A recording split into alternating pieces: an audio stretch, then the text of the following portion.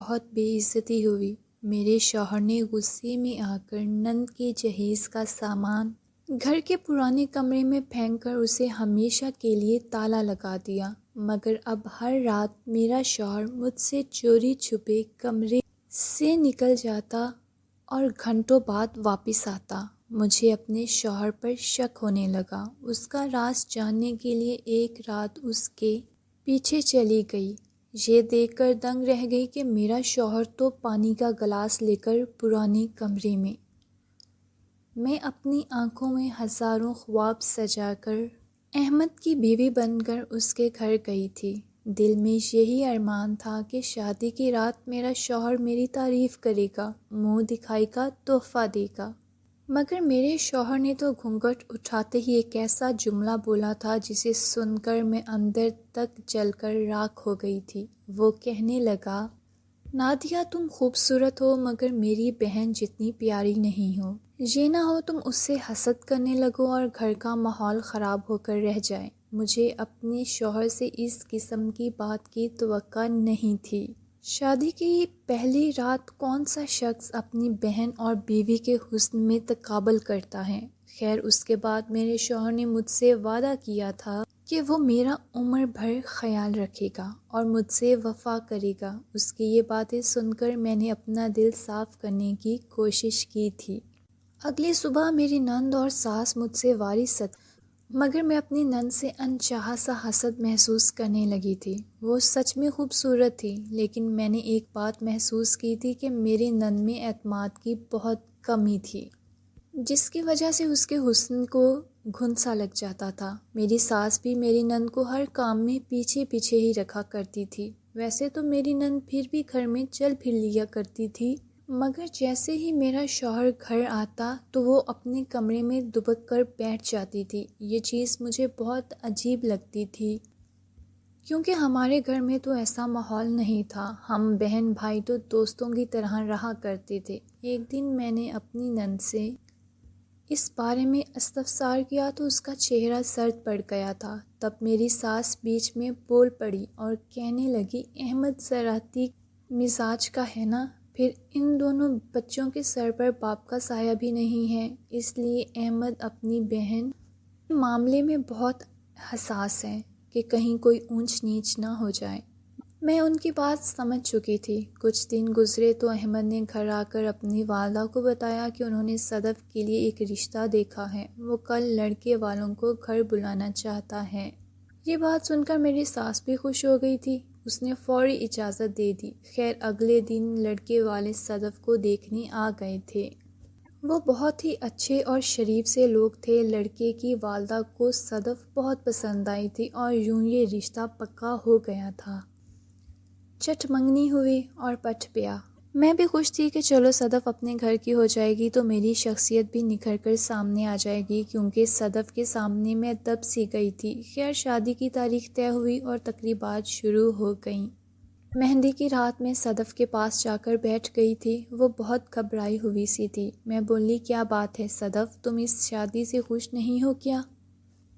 صدف بولی، بھابھی بہت خوش ہوں، مگر تھوڑی سی پریشان بھی ہوں کہ نہ جانے میرا دلہا مزاج کا کیسا ہوگا، وہ میرا خیال بھی رکھے گا یا نہیں۔ میں بولی، ایسی باتیں نہیں سوچتے، تم تو اتنی پیاری ہو، پہلی نظر دیکھتے ہی تمہارا شوہر تم پر فدا ہو جائے گا۔ صدف مسکرا دی تھی۔ اگلے دن بارات تھی۔ ہمارے گھر میں بہت چہل پہل تھی، مہمان آئے ہوئے تھے۔ محلے کی ایک لڑکی کو ہی صدف کے میک اپ کے لیے بلا لیا تھا۔ وہ پارلر والی لڑکی گھر آ گئی تو میں اسے صدف کے کمرے میں لے گئی، مگر یہ دیکھ کر تو میں دنگ رہ گئی تھی کہ صدف کا کمرہ خالی تھا۔ میں نے پارلر والی لڑکی کو بٹھایا اور بولی، میں صدف کو لے کر آتی ہوں، مگر یہ کیا؟ میں نے تو گھر کا کونا کونا چھان مارا تھا، مگر مجھے صدف کہیں بھی نظر نہیں آئی تھی۔ میں نے اپنی ساس سے صدف کے متعلق پوچھا تو وہ کہنے لگی، یہیں کہیں ہوگی، اس نے کہاں جانا ہے؟ میں بولی، امی میں نے ہر جگہ دیکھ لیا ہے، صدف نہیں ہے۔ اب میری ساس پریشان ہو چکی تھی۔ انہوں نے میرے ساتھ مل کر صدف کو ڈھونڈا تھا، مگر اس کا کوئی آتا پتہ ہی نہیں تھا۔ یہ بات احمد تک بھی پہنچ گئی تھی۔ میں نے زندگی میں پہلی بار اپنے شوہر کو اس طرح بے بس دیکھا تھا۔ اس کی آنکھوں سے آنسو نکل رہے تھے۔ وہ کہنے لگا امی ہم صدف کو کہاں سے لے کر آئیں، ہماری تو بہت بدنامی ہو جائے گی۔ ہم نے 2 گھنٹے تک بارات کو روکے رکھا تھا اس امید پر کہ شاید کہیں سے صدف نکل کر آ جائے اور ہم بدنامی کے عذاب سے بچ جائیں، مگر پھر لوگوں میں چہمگوئیاں ہونے لگی تھیں۔ ایسی باتیں کہاں چھپتی ہیں، سب کو علم ہو گیا تھا کہ صدف گھر سے بھاگ گئی ہے۔ میرا شوہر تو کمرے میں چھپ کر بیٹھ گیا تھا اور بولا مجھ میں اتنی ہمت نہیں ہے کہ میں لوگوں کا سامنا کر سکوں۔ میری ساس نے ہی لڑکے کی والدہ کے آگے ہاتھ جوڑ کر معافی مانگی تھی، ان کا غصہ دیکھنے والا تھا۔ کہنے لگی شکر ہے لڑکی پہلے ہی گھر سے بھاگ گئی، شادی کے بعد بھاگتی تو میرا بیٹا کیسے برداشت کرتا یہ سب۔ بارات خالی لوٹ گئی تھی۔ تب میری ساس مجھ سے لپٹ کر پھوٹ پھوٹ کر رونے لگی تھی۔ وہ ایک ہی جملہ بار بار دہرا رہی تھی کہ میری بیٹی اس طرح کی تو نہیں تھی، نہ جانے کس کے فریب میں آ گئی۔ میں نے اپنی ساس کو دلاسا دیا تھا۔ ادھر میرے شوہر کی حالت بھی بہت خراب تھی۔ احمد کو غم زدہ دیکھ کر مجھے شادی کی پہلی رات یاد آ گئی تھی۔ میں جل کر بولی احمد آپ کی بہن مجھ سے زیادہ حسین تھی، مگر کاش اس میں ذرا سی شرافت ہوتی تو آپ کو یہ بدنامی نہ سہنی پڑتی۔ میری بات سن کر احمد بہت زیادہ غصے میں آ گئے تھے۔ وہ فوراً اٹھے اور کمرے سے باہر نکل گئے۔ انہوں نے صدف کے جہیز کے سامان کو پرانے کمرے میں پھینک کر تالا لگا دیا اور اعلان کر دیا کہ آج کے بعد اس گھر میں کوئی بھی صدف کا نام نہیں لے گا۔ صدف کے جانے کے بعد ہمارے گھر کا ماحول بہت عجیب سا ہو گیا تھا۔ میری ساس سارا دن بے ہوش سی رہتی تھیں اور میرا شوہر آدھی رات کو اٹھ کر کمرے سے باہر جانے لگا تھا۔ مجھے نہیں علم تھا کہ یہ حالات کب ٹھیک ہونا تھے۔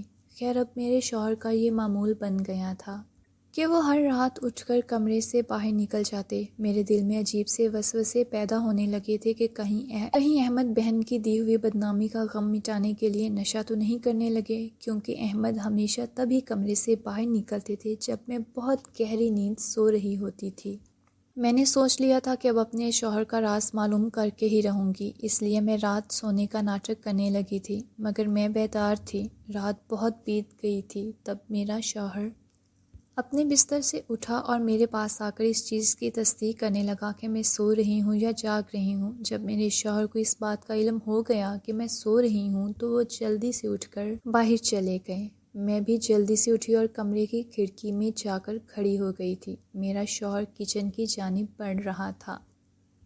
میں حیران تھی کہ رات کے اس پہر احمد کچن میں کیا کر رہے ہیں۔ تھوڑی دیر بعد ہی وہ ٹرے کے ساتھ کچن سے باہر نکلے تھے۔ ٹرے میں کھانا تھا۔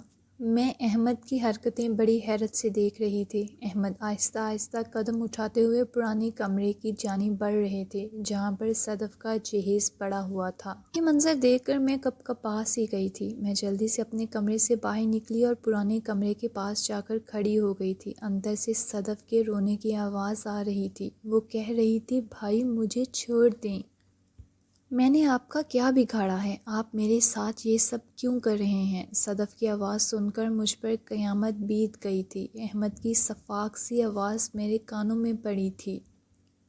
وہ کہنے لگے صدف سارا قصور ہی تمہارا ہے، تم پیدا ہی کیوں ہوئی تھی۔ تمہیں اس بات کا تو علم ہے نا کہ میرے باپ نے میری امی کو دھوکہ دے کر تمہاری ماں سے شادی کی تھی، پھر تم پیدا ہو گئی، مگر تمہاری والدہ انتقال کر گئیں۔ ابو نے اپنی بے وفائی کا تحفہ لا کر میری امی کی گود میں ڈال دیا تھا، مگر میری امی نے اف تک نہیں کیا اور تمہیں اپنا لیا۔ صدف تم میرے حصے کا بھی پیار میری امی سے لینے لگی تھی۔ یہاں تک تو سب ٹھیک تھا، مگر ابو نے اپنی ساری جائیداد بھی تمہارے نام لگا دی۔ یہ تو ظلم ہے کہ میرے ماں باپ کی جائیداد پر تم اور تمہارا شوہر عیش کریں، اس لیے میں نے تمہاری شادی کا ڈھونگ رچایا اور تمہیں اس کمرے میں لا کر بند کر دیا۔ امی کو تو میں ویسے ہی نیند کی گولیاں دے کر سلائے رکھتا ہوں۔ جہاں تک نادیہ کی بات ہے تو وہ تمہارے حسن سے حسد کرتی ہے، کسی کو بھی تمہاری پرواہ نہیں ہے۔ صدف رونے لگی اور بولی بھائی میں نے کبھی آپ کو ستیلا نہیں سمجھا، میں آپ سے بہت پیار کرتی ہوں، مجھے چھوڑ دیں۔ احمد بولا اب اس کمرے سے تمہاری لاش ہی نکلے گی۔ اتنا کہہ کر احمد اٹھے اور باہر آنے لگے تو میں بھاگ کر اپنے بستر میں لیٹ گئی تھی۔ میرا دل بہت تیز دھڑک رہا تھا۔ یہ میں کیا دیکھ کر آئی تھی، مجھے اپنی آنکھوں پر یقین نہیں ہو رہا تھا۔ خیر اب مجھے صبح کا بڑی بے تابی سے انتظار تھا۔ میں نے احمد کو آفس بھی جانے نہیں دیا تھا اور اپنی ساس کو احمد کے ہاتھوں سے کچھ کھانے پینے بھی نہیں دیا تھا۔ یہ سب میں نے بہت غیر محسوس کن انداز میں کیا تھا۔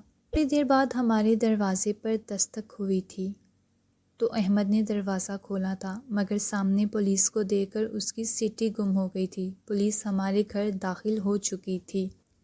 میں آگے بڑھ کر بولی، اس کمرے کی تلاشی لیں۔ محلے کے لوگ بھی جمع ہو چکے تھے۔ پولیس نے پرانے کمرے کا دروازہ توڑ کر اندر سے صدف کو بازیاب کروا لیا تھا۔ سب لوگ یہ منظر دیکھ کر حیران تھے۔ تب میں نے پولیس کو بتایا کہ میرے شوہر نے جائیداد کی لالچ میں اپنی بہن کو اس کمرے میں بند کر دیا تھا۔ میری ساس تو پھوٹ پھوٹ کر رونے لگی تھی۔ وہ بولی، احمد یہ سب کرنے سے اچھا تھا کہ تو مر جاتا۔ خیر پولیس نے احمد کو گرفتار کر لیا اور اپنے ساتھ لے گئی۔ میری ساس اور نند نے میرا شکریہ ادا کیا تھا کہ میں نے ان کا ساتھ دیا۔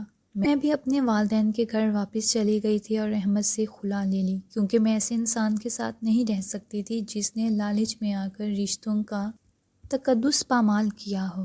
آپ بتائیں، کیا میں نے اپنے شوہر کو پولیس کے حوالے کر کے اچھا کیا یا غلط؟ آج کی کہانی سننے کا بہت شکریہ۔ مزید اسی طرح کی انٹرسٹنگ ویڈیوز دیکھنے کے لیے پلیز میرا چینل سبسکرائب کر لیجئے۔ شکریہ۔